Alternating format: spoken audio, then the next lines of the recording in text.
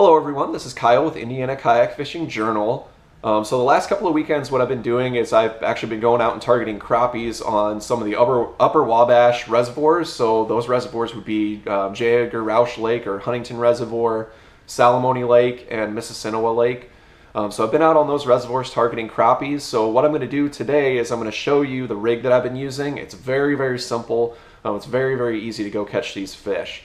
So like I said, I'm going to go over that rig and then I'll just explain basically how I'm fishing for these crappies. So what I've got here is I've got a 6-foot fast action medium light power St. Croix Triumph rod. And then I've got that paired with a small 1000 series Shimano spinning reel. I've got that spooled up with 6-pound test monofilament. And then on the business end, what I've got is I've got a bobber stop on here, and then I've got a bead, a slip float. You can see this is pretty banged up, so I've used this quite a bit. I've got another bead, and then I've got a snap swivel underneath that. I've got a split shot pinched on there for a little bit of weight, and then that comes down to a tube jig on the bottom at the business end. So like I said, that's the rig I've been using. Really, these fish at this time of year, very, very late November, these fish are really, really easy to target in shallow water. What you want to do is go around and find a lot of laydowns or stick-ups or any wood that you can find in these reservoirs. And you really only have to fish about 3 feet deep around all this structure to get into some good fish. You'll see in the footage I sorted through a lot of small fish, but I did catch quite a few fish between like 9 and 11 inches. I took a few of them home to eat for dinner. Which is great to do. They're awesome tasting, especially out of the cold water. Like I said, it's very, very easy. You just have to get your jig and your float as close as you can to a lot of that timber, and you're going to catch fish. It's just a matter of time, just moving around, finding good spots, finding good laydowns where these fish are at. So with that said, I'm going to dive into the footage, and I hope you guys enjoy the footage. Let me know if you have any other questions or comments or anything about the rig I'm using and how I'm using it.